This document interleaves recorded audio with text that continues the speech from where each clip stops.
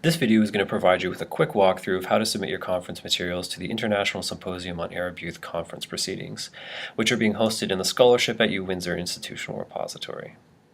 The benefit of this, of course, is that we're going to be able to provide open access to the works from the conference so that a broadest possible community of users can benefit from these works.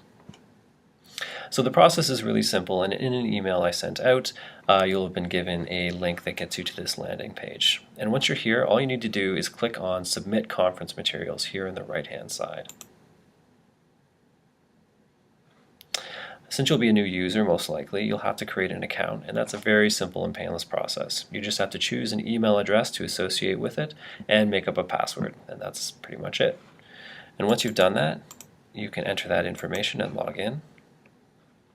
And that's going to take you to the submission instruction page, which will just walk you through the process and let you know some of the things that you'll have to have prepared when you upload your submission. The last thing is just a notification that you're giving us a non-exclusive right to distribute the work in the Scholarship at U-Windsor Institutional Repository. And this doesn't preclude you from doing other things with the work into the future. It just means that it gives us the permission to make it available here.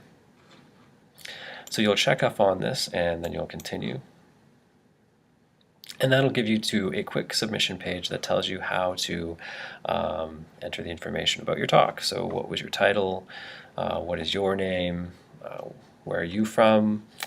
You can enter the conference website if you want for the Arab Youth Symposium.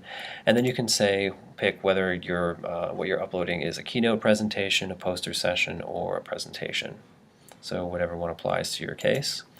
You can specify if there are categories that you want to describe your talk with. So psychology is by default selected, but you can also add other relevant categories if you think that's appropriate.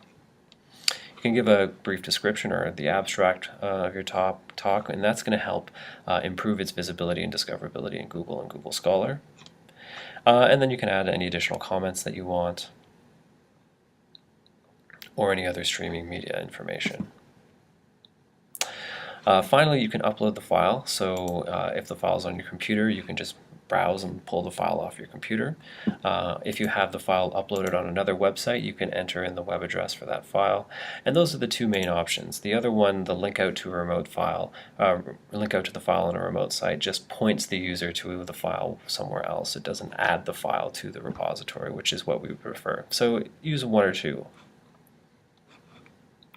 Finally, if you have additional files, so if you have, for example, a PowerPoint that you'd like to make available, or a data set, anything like that, you can check this off, and then when you hit submit, you'll be requested to upload those additional files. But once you're done and you've filled out all this information, you can just hit submit, and that will finish the process from all intents and purposes for you.